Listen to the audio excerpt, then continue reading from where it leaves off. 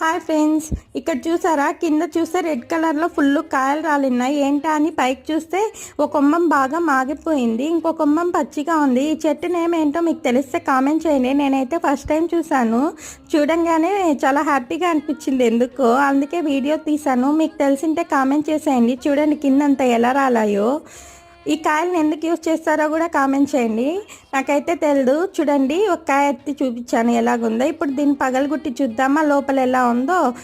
పగలు కుడుతుంటే పగలట్లేదు, చాలా స్ట్రాంగ్గా ఉంది. చూడండి లోపల సీడ్ వచ్చి బ్లాక్ కలర్లో ఉంది.